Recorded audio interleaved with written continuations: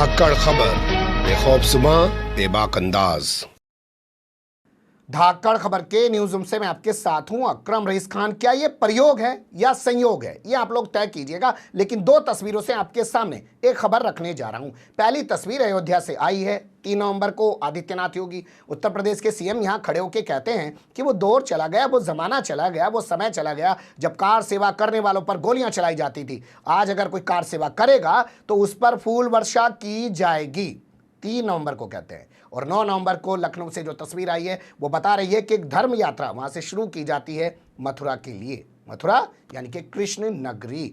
वहां पहुंचकर इस धर्म यात्रा को कृष्ण जन्मभूमि पर स्थित मंदिर में पूजा अर्चना करनी थी, दर्शन करने थे। और उसके बाद बगल में स्थित जो बिल्कुल बाउंड्री से मिली हुई शाही ईदगाह मस्जिद है, वहां पे कार सेवा करनी थी। लेकिन पुलिस पहले ही हरकत में आ गई और इन लोगों को हिरासत में ले लिया। हालांकि बाद में बिना किसी कार्रवाई की 2 घंटे बाद इनको रिहा भी कर दिया। तो कैसे इस पूरे मामले को देखा और समझा जा सकता है और क्या कहा जा सकता है कि ये प्रयोग है, कोई संयोग नहीं है, ये आप तय कीजिएगा। लेकिन अभी फिलहाल कुछ चीज़ों को देख लीजिए।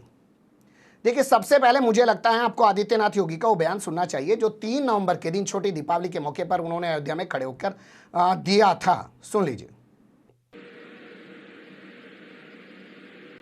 30 अक्टूबर 1990 और 2 नवंबर 1990 को इसी अयोध्या में राम भक्तों पर, राम कार सेवकों पर गोलियां चलाई गई थी। बर्बर लाठीचार्ज हो रहा था। तब जय श्री राम बोलना एक अपराध माना जाता था।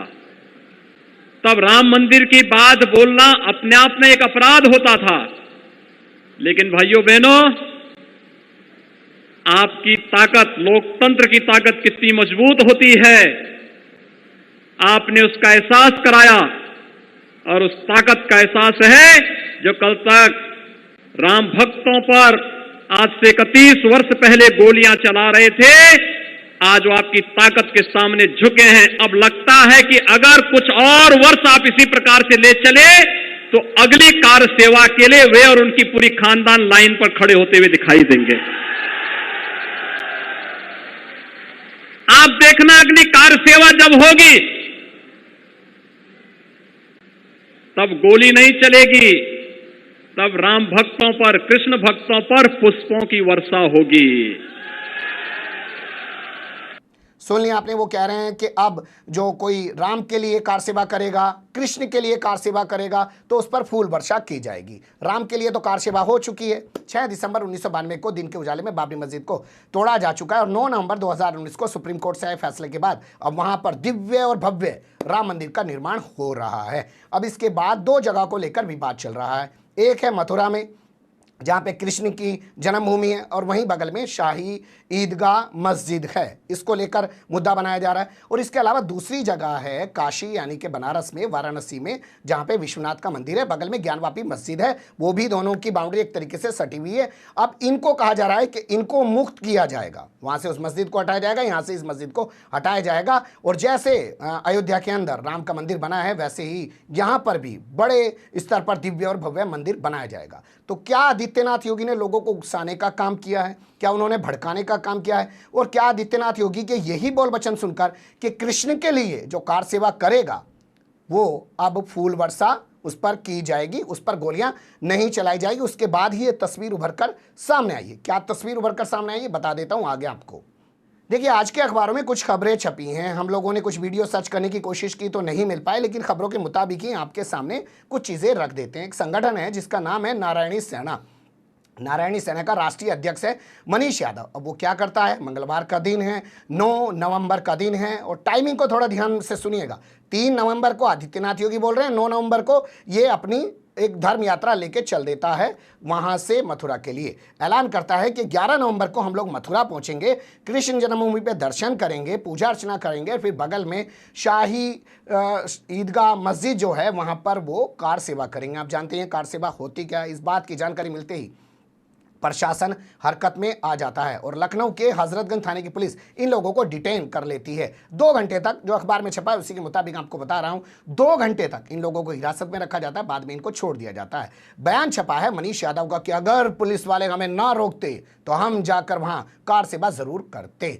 ये इनका कहना है। हालांकि जब हमने और सर्च किया तो पता चला कि नारायणी सेना ने एक मुकदमा भी कर रखा है मथुरा की कोर्ट के अंदर, जिसमें इन्होंने कहा कि 1967 में जो फैसला हुआ था कृष्ण जन्मभूमि ट्रस्ट के बीच में और शाही ईदगाह मस्जिद ट्रस्ट के बीच में जो फैसला हुआ था, उसके मुताबिक इतने हिस्से पे आप लोग रहोगे, इतने हिस्से पे हम लोग रहेंगे और कोई विवाद आगे नहीं किया जाएगा, उसको ख़त्म किया जाए और ये सारी की सारी जो ईदगाह मस्जिद की ज़मीन है वो वापस कृष्ण जन्मभूमि को दी जाए। यहाँ आपको ये भी बताना बेहद ज़रूरी होगा कि एक कानून 1992-93 के दौरान बनाया गया नरसिम्हा राव सरकार के दौर में, पार्लियामेंट से वो कानून पास है। उसके मुताबिक 15 अगस्त 1947 से पहले बाबरी मस्जिद को छोड़कर, ध्यान से सुनिएगा इस बात को, बाबरी मस्जिद को छोड़कर 15 अगस्त 1947 से पहले जो धर्मस्थल जिस हालत में है, जिसका जहाँ पे जितना कब्जा है वो उसी हालत में रहेगा और उसकी यथास्थिति को बदलने के लिए किसी भी तरीके का कोई मुकदमा, कोई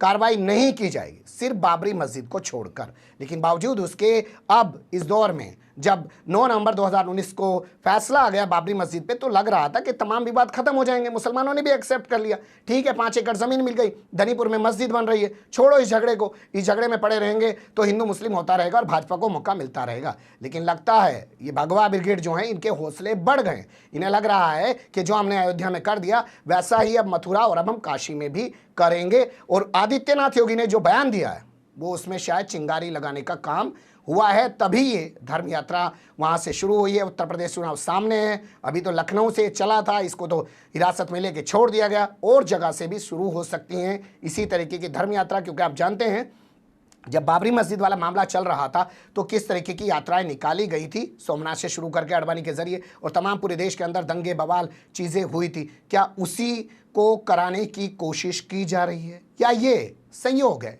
आदित्यनाथ योगी ने बयान दे दिया, ये लोग हैं वही आ गए, इन्होंने सोचा हम भी चमक लेते हैं, अखबार में नाम छप जाएगा, या वाकई में प्रयोग है कि आदित्यनाथ योगी ने जो इशारा दिया है उसके बहुत सारे मायने हैं? क्या इस पूरे मामले को लेकर हाई कोर्ट सुप्रीम कोर्ट को संज्ञान नहीं लेना चाहिए? क्या इस पूरे मामले को लेकर जितनी राजनीतिक पार्टियां हैं वो खामोशी बनी रहेंगी? क्योंकि अगर आज वो इस पर सवाल खड़े करेंगी तो उन्हें कृष्ण विरोधी, राम विरोधी, हिंदू विरोधी बता दिया जाएगा और वो जो सत्ता पाने के लिए कोशिश कर रही हैं और इनको सत्ता से हटाने की कोशिश कर रही हैं उसमें वो नाकाम हो जाएंगी।